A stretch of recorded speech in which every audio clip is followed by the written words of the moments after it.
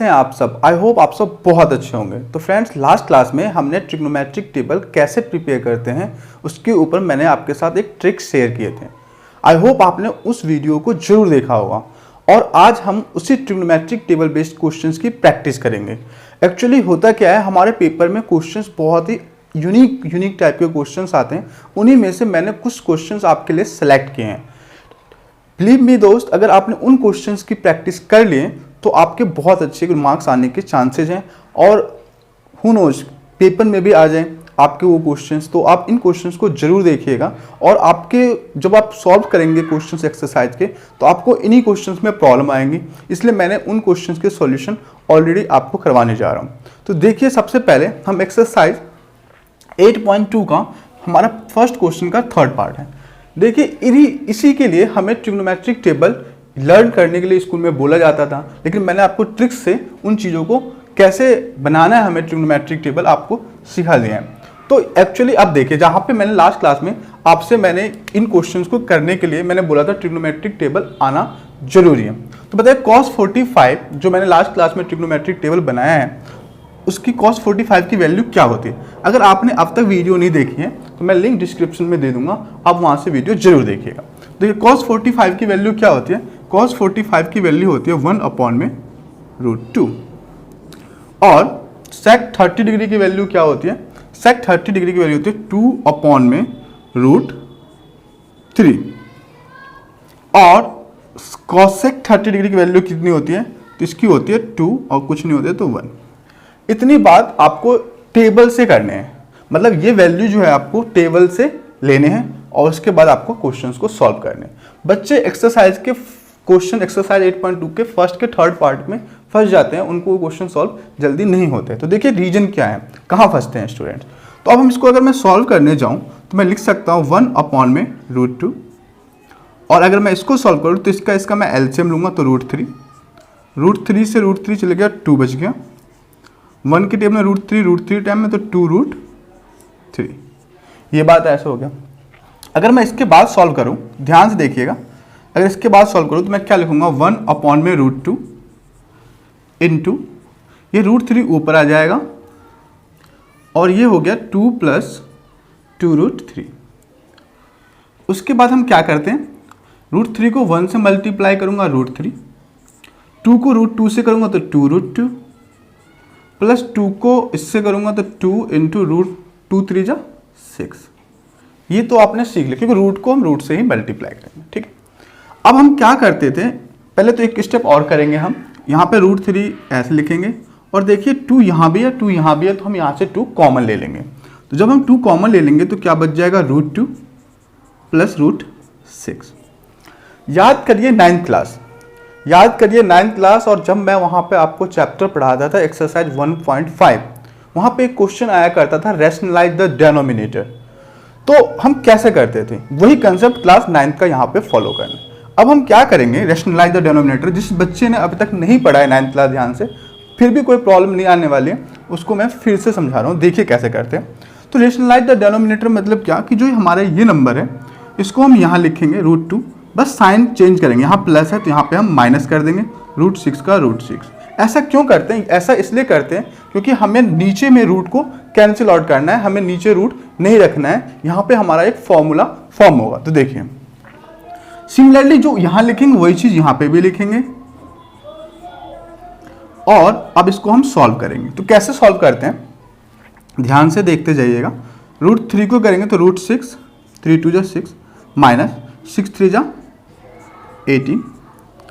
ये 2 को बाहर ही रखेंगे और यहाँ पे देखिए a + b a - b एक फॉर्मूला होता है। कौन सा फॉर्मूला होता है, मैं यहाँ लिख दे रहा हूँ। a² - b² का फॉर्मूला क्या होता है, a + b और a - b, ये फॉर्मूले होते हैं। तो अगर मैं इसको सॉल्व करूँ तो 2, इसको लिख सकता हूँ √2 का स्क्वायर माइनस √6 का स्क्वायर। अगर मैं इस क्वेश्चन को आगे सॉल्व करूँ, ये क्वेश्चन आने के चांसेस बहुत ज़्यादा हैं एक्सरसाइज के, इसलिए ध्यान से देखिए। फिर मैं आगे कैसे सॉल्व करूँगा, √6 माइनस √18 ऐसे लिखूँगा, 2 को 2 ही लिखूँगा। अगर मैं इसको सॉल्व करूँ तो √2 का स्क्वायर क्या हो जाएगा, 2 और ये 6 बन जाएगा। फिर कैसे होगा, √6 -√18। अब 2 और ये हो गया 6 में से 2 गया -4, क्योंकि 6 बड़ा नंबर है और 6 के साथ माइनस का साइन है। अब इसको सॉल्व करेंगे तो √6 -√18 अपॉन में -8 ये आ गया।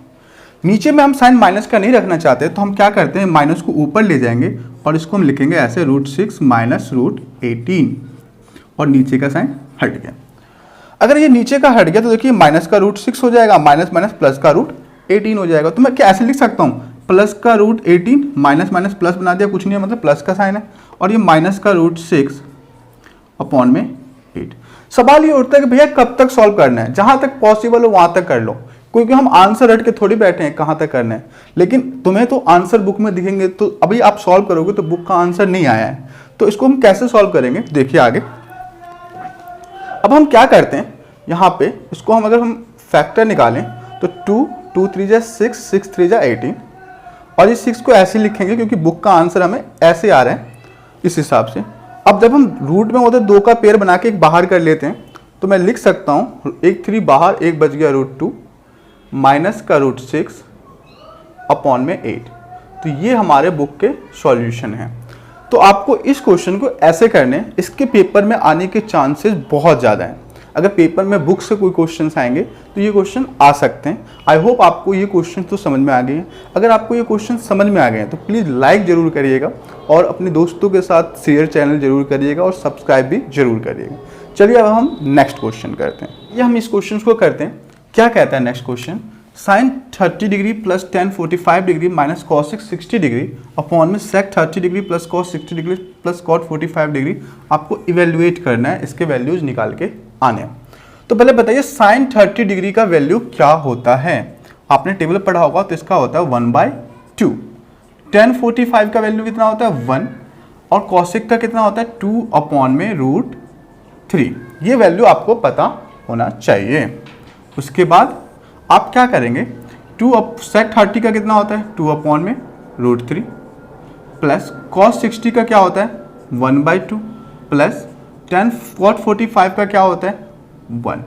तो ये आपको वैल्यू पुट करना होगा सबसे पहले टेबल को प्रिपेयर करने के बाद।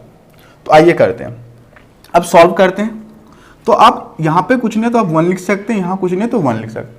अब पहले आपको एलसीएम लेना होगा, तो सबसे पहले हम एलसीएम लेंगे। तो हमारा एलसीएम आया 2√3, 2 से 2 कैंसिल और √3 हो गया, तो यहाँ पे √3 1 की टेबल में इतने बार में तो यही होगा 2√3 माइनस √3 से √3 2 2 जा 4। आप इसको सॉल्व करने का फिर सिमिलरली नीचे में भी आप एलसीएम लेंगे तो इसका एलसीएम भी यही आएगा आपका 2√3, √3 से √3 कैंसिल 2 2 जा 4 प्लस 2 से 2 √3 प्लस 2√3। यहाँ पे कुछ नहीं तो 1 मान लेते हैं, यहाँ कुछ नहीं होता तो 1 मान लेते हैं।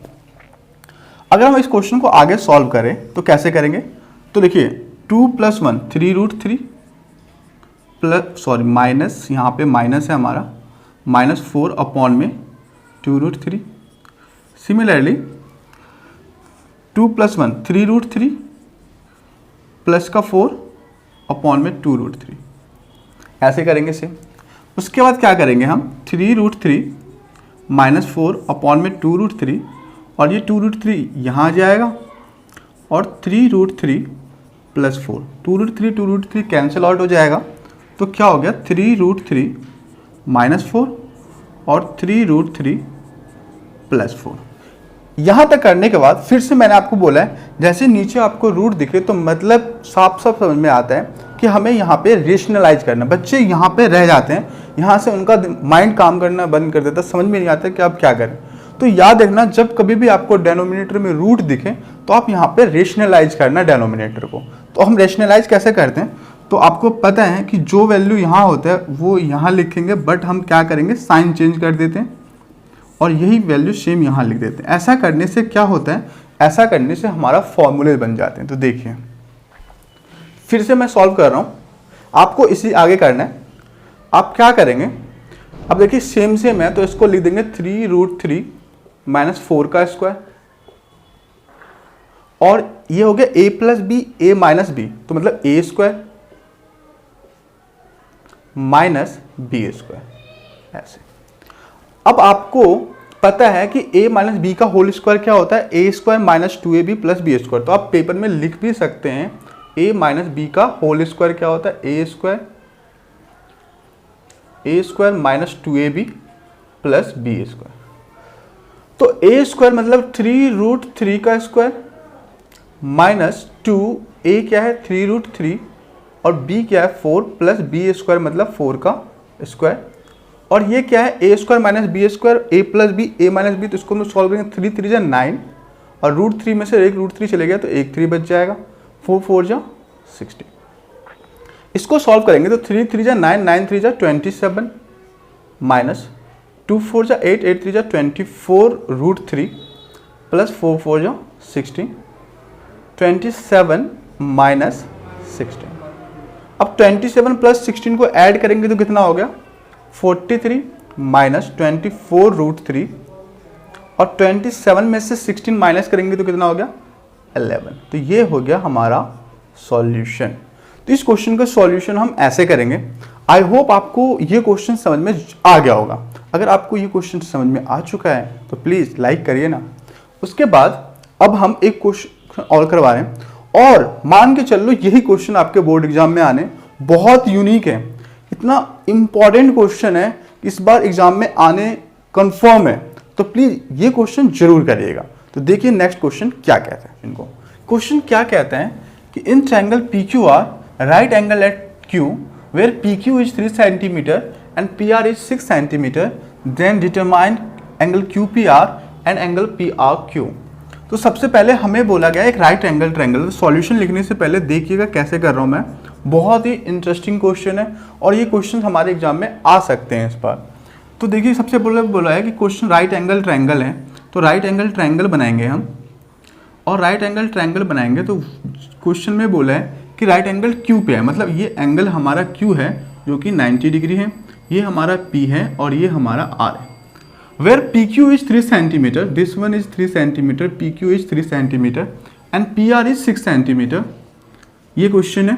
तो बोला एंगल आप मुझे P बताओ QPR एंड एंगल R बताओ, मतलब ये एंगल क्या होगा और ये एंगल क्या होगा आप मुझे बताओ, ये क्वेश्चन कह रहा है। तो देखिए जी ये क्वेश्चन हमारा जो है राइट एंगल ट्रायंगल बेस्ड है। मैंने आपको पहले ही बोल दिया था जो एंगल बेस्ड क्वेश्चन होता है उसको हमें ट्रिग्नोमेट्री के हेल्प से सॉल्व करना है। तो सबसे पहले क्या है देखिए इस क्वेश्चन में गिवन है हमारे पास। गिवन क्या है, गिवन है कि एक ट्रायंगल है PQR जहां पे राइट एंगल है, राइट एंगल एट Q ये है, जहां पे PQ जो है हमारे पास 3 सेंटीमीटर है और PR हमारे पास 6 सेंटीमीटर है। ये हमारे पास गिवन है ऑलरेडी इस क्वेश्चन में। तो अब इस क्वेश्चन को हम कैसे सॉल्व करें, तो आपको पता होगा कि इसमें हमारे पास गिवन तो दो ही है, तो एक तो 3 ये साइड गिवन है और एक ये साइड। तो आप अगर हमें एंगल R चाहिए तो एंगल R के सामने वाले साइड परपेंडिकुलर होगा, ये बेस होगा और ये हमारा हाइपोटेनस होगा। तो इस क्वेश्चन में हमारे पास अगर मैं एंगल R को लेके चलता हूँ तो मतलब परपेंडिकुलर और हाइपोटेनस गिवन है। तो आपने एक पढ़ा था, क्या पढ़ा था फॉर्मूला 8.1 में, पंडित बद्री प्रसाद हरी हरी बोल। तो ये P अपॉन में H, क्योंकि यहाँ परपेंडिकुलर हाइपोटेनस गिवन है तो P अपॉन में H किसका फॉर्मूला होता है, ये होता है साइन का फॉर्मूला। तो मैं लिख सकता हूँ कि sine theta is equals to P upon में H और वेयर P क्या है हमारे यहाँ पे PQ अपॉन में H क्या हमारे पास, H है हमारा PR और PQ की वैल्यू हमारे पास गिवन है 3 और PR की वैल्यू हमारे पास गिवन है 6। तो ये हो गया 1/2। तो मतलब साइन थीटा यहाँ पे हमारा R है, मतलब मैं बोल सकता हूँ sine R is equals to 1/2। Sine R की वैल्यू 1/2। अच्छा ये बताओ साइन थीटा में 1/2 किसकी वैल्यू होती है, तो भैया साइन में 1/2 आप टेबल देखना, साइन में 1/2 जो वैल्यू होती है वो होती है साइन 30 डिग्री की, साइन 30 डिग्री की वैल्यू होती है। जो हमारा ट्रिग्नोमेट्रिक टेबल है वहाँ पे आप पता कर सकते हैं। तो साइन से साइन कट, तो एंगल R कितना हो गया, एंगल R हो गया हमारे पास 30 डिग्री, मतलब कि मैंने एंगल R पता कर लिया कि हमारे 30 डिग्री है। तो एंगल R पता चल गया, मतलब ये एंगल हमें पता है, ये एंगल पता चल गया, तो ये एंगल तो हम पता कर ही सकते हैं। कैसे कर सकते हैं, तो लिखोगे आप we know that angle P plus angle Q plus angle R is equals to 180 degree. क्यों? क्योंकि ये एंगल सम प्रॉपर्टी से जो ट्रायंगल्स होते हैं, sum of all angles of a triangle is equals to 180 degree, angle sum property. तो angle P का value हमें फाइंड आउट करना है, एंगल Q 90 डिग्री है और एंगल R 30 डिग्री अभी हमने निकाल लिया है 180 डिग्री। तो यहाँ से आप एंगल P की वैल्यू ईजिली फाइंड कर सकते हैं। तो angle P is equals to 180 degree minus 120 degree, angle P is equals to 60 degree. तो इस हिसाब से, इस तरीके से हम इस क्वेश्चन को सॉल्व कर सकते हैं। बहुत ही सिंपल क्वेश्चन था, थोड़ा यूनिक क्वेश्चन इसलिए था क्योंकि यहाँ पे हमें रेशियो के फॉर्म में भी करना था, टेबल का भी यूज करना था, और एंगल सम प्रॉपर्टी जो हमने क्लास 6 में पढ़ा था, लाइन्स एंड एंगल्स, उसका भी यूज करके इस क्वेश्चन को करना था। इसलिए कंसेप्ट बहुत अच्छा है, बहुत अच्छा क्वेश्चन फ्रेम हो रहा है यहाँ पे। तो इस क्वेश्चन की प्रैक्टिस जरूर कर लीजिएगा। आई होप आपको ये क्वेश्चन समझ में आ गए हैं। अगर आपको ये क्वेश्चन समझ में आ गए हैं तो प्लीज़ लाइक, कमेंट, शेयर जरूर करिएगा। अगर आपने अब तक चैनल सब्सक्राइब नहीं किया है तो चैनल को भी सब्सक्राइब कर लीजिएगा। Thank you very much.